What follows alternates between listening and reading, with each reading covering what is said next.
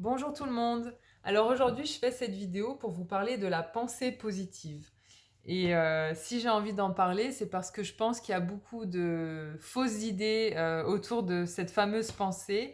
Et moi, la première, il y a quelques années en arrière, avant de m'intéresser aux médecines douces, j'associais en tout cas la pensée positive à quelque chose de gnangnan, de superficiel, qui était réservé à des gens un petit peu perchés et complètement déconnectés de la réalité.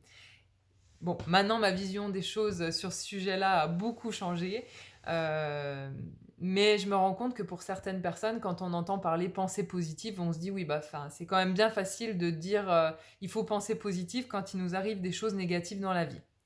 Voilà.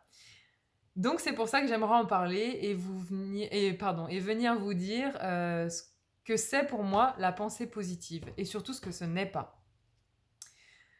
Alors il y a quelques années, j'aimerais juste vous raconter ça parce que j'ai conscience que pas mal de personnes en voulant s'essayer à la pensée positive peuvent se sentir frustrées et avoir l'impression que c'est pas pour elles. Parce qu'il y a quelques années, donc quand j'ai commencé à m'intéresser aux médecines douces, à me former à ça et à essayer d'adopter cette pensée positive dont j'avais entendu parler à plusieurs reprises, j'ai souvent eu un sentiment d'échec parce que je me rendais compte que oui, pendant 2 3 jours, j'arrivais à penser un peu plus positif, mais au bout d'un moment, bah, le naturel revenait au galop et je me rendais compte, enfin, j'avais l'impression en fait de vouloir complètement nier la réalité, d'être un peu dans le monde des bisounours, de faire semblant. Et je me disais, non, mais en fait, c'est pas fait pour moi, ou alors j'ai pas compris le concept, je m'y prends mal. Et ça m'entraînait beaucoup de frustration, beaucoup de colère contre moi. Et voilà, je me disais, bah, c'est peut-être tout simplement pas fait pour moi, et donc ce n'est pas fait pour tout le monde. Et puis au fur et à mesure du temps, j'ai compris en fait ce que c'était réellement la pensée positive et surtout j'ai compris ce que ça n'était pas. Et c'était ça le plus important. La pensée positive, en réalité, ce n'est pas nier complètement la réalité, occulter les choses qu'on estime être négatives et essayer de vivre dans un monde parfait. Ça s'appelle le déni. Et croyez-moi, si vous arrivent des choses négatives, si vous ressentez des émotions, des sentiments négatifs et que vous ne les prenez absolument pas en compte, que vous êtes complètement dans le déni, il y a forcément un moment ou un autre, vous allez vous prendre le revers de bâton qui ne sera pas forcément agréable. Donc il vaut mieux traiter les choses au fur et à mesure, et je parle vraiment en connaissance de cause. Donc voilà, ce n'est pas nier la réalité. Ce n'est pas non plus ressentir seulement des émotions positives tout le temps et vivre dans un état de béatitude. Ça non plus, et c'est impossible, j'ai envie de vous dire. Même pour des personnes qui sont très éveillées spirituellement, je pense que ce n'est pas possible. Et la troisième chose que j'aimerais vous dire là-dessus, c'est qu'il n'y a pas besoin d'être parfait pour adopter une pensée plus positive. Loin de là. Parce que de toute façon, personne n'est parfait et que nous sommes tous des êtres uniques, faits d'émotions, et nous avons tous nos qualités, nos défauts, et nous sommes parfaitement imparfaits, j'ai envie de dire. Donc voilà. Pour revenir sur le fait de ce n'est pas nier la réalité, mais par contre, c'est venir changer sa perception du monde, la perception de notre environnement. En fait, on perçoit notre environnement par rapport à un filtre que l'on a acquis au fur et à mesure de notre éducation, de nos expériences de vie, qui ont été transmises générationnellement, si on peut dire ça comme ça. C'est un filtre, une sorte de paire de lunettes que l'on a mis sur nos yeux et on voit le monde à travers ce filtre, à travers cette paire de lunettes.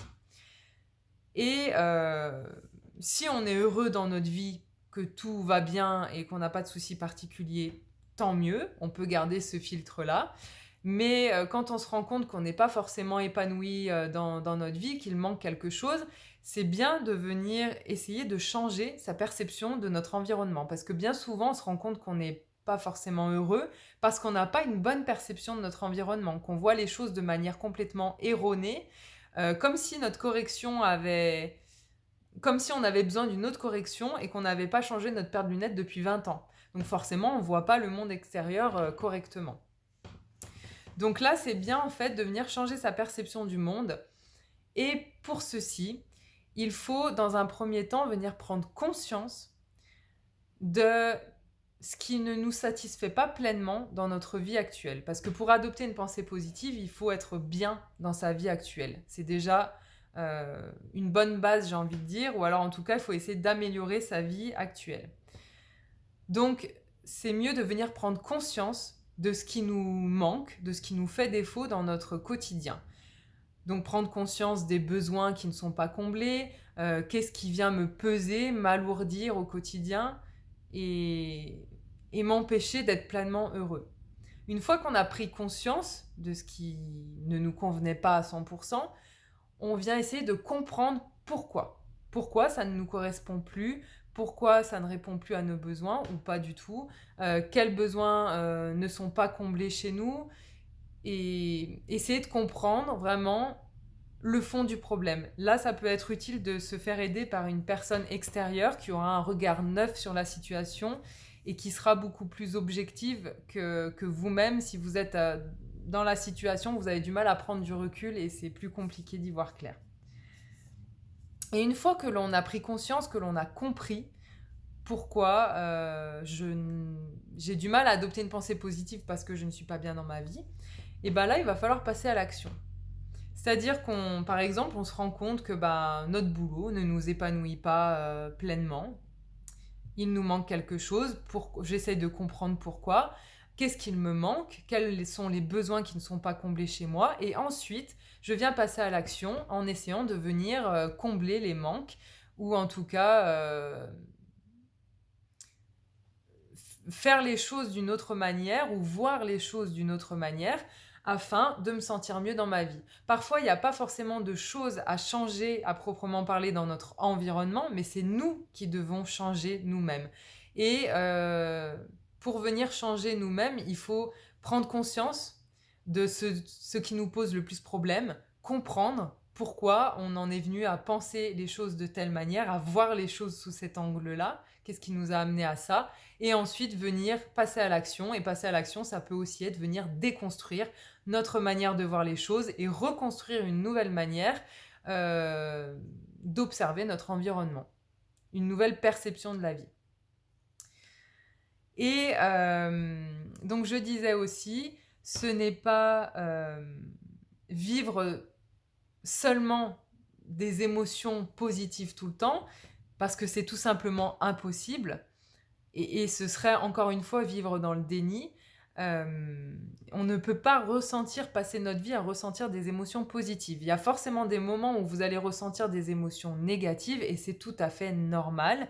La seule chose qu'il faut faire pour pas que ces émotions se transforment en sentiments et qu'elles viennent vous gâcher la vie, c'est, comme je vous le disais avant, prendre conscience quelles sont les émotions négatives que je ressens le plus souvent, essayer de comprendre ce qui amène ces émotions négatives et ensuite, passer à l'action et se dire ok, souvent je ressens de la colère, de la tristesse, telle et telle chose, c'est devenu même peut-être un sentiment chez moi, un ressentiment.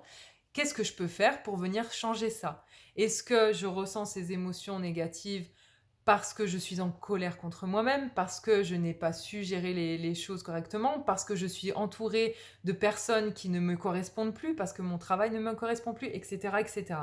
Qu'est-ce qui fait que je ressens des émotions négatives? Les comprendre et ensuite passer à l'action pour venir changer les choses, modifier notre environnement, modifier notre façon de penser et de là, modifier notre perception du monde. Et de ce fait, une fois qu'on aura changé notre perception du monde, des choses, de nous-mêmes, ce sera beaucoup plus facile d'adopter une pensée positive. Et surtout, la pensée positive, c'est aussi se dire « je suis un humain, je ne suis pas un robot, je suis fait d'émotions, donc il y a des jours où je vais être de bonne humeur, tout va bien aller dans ma vie, je vais me sentir bien, il y a des jours où je vais me lever, je vais être ronchon. Je vais pas être de bonne humeur, je vais être en colère facilement, je vais être fatiguée, je vais avoir envie qu'on me foute la paix, et ce n'est pas grave. Foutez-vous la paix, vraiment. Laissez-vous tranquille, acceptez de ne pas être parfait tout le temps, ce n'est pas possible.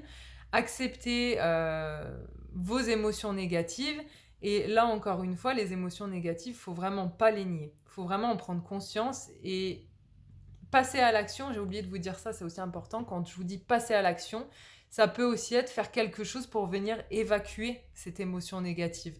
Si faire du sport, ça vous fait du bien, très bien. Si vous avez envie de pleurer pour évacuer votre colère, votre tristesse, alors pleurez. Mais il faut vraiment laisser sortir les émotions, les laisser couler. Un peu, elles vous arrivent dessus, vous vous dites, ok, bon, bah là, je suis en colère parce que telle ou telle raison. Qu'est-ce que je peux faire pour me débarrasser de cette colère?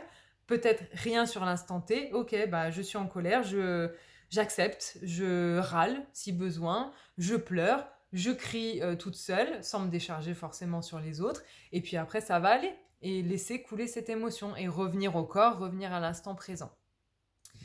Mais surtout, penser positif, c'est arrêter d'être trop dur envers soi-même, arrêter de se mettre des objectifs qui sont beaucoup trop hauts, et surtout arrêter de croire que l'on peut arriver à un moment de sa vie à un état de béatitude complet, à ne ressentir plus que de l'amour, que de la paix, que de la joie et que des émotions positives, parce que c'est totalement impossible. Et le but des choses, c'est vraiment d'arriver à une certaine harmonie, de faire en sorte que vous n'ayez pas des hauts trop hauts et des bas trop bas, et de faire en sorte que, ok, bah là je me sens plus en bas aujourd'hui, mais je laisse couler, c'est comme ça, j'accepte, c'est pas grave, je sais que demain sera un autre jour. Et puis quand on a des hauts, pas être trop haut non plus, trop dans l'euphorie, parce que c'est pas mieux non plus, mais être dans une joie et un bonheur sain, j'ai envie de dire. Voilà, donc j'espère que cette vidéo vous aura plu et je vous dis à très vite pour une prochaine vidéo et n'hésitez pas à me poser vos questions si vous en avez. Salut!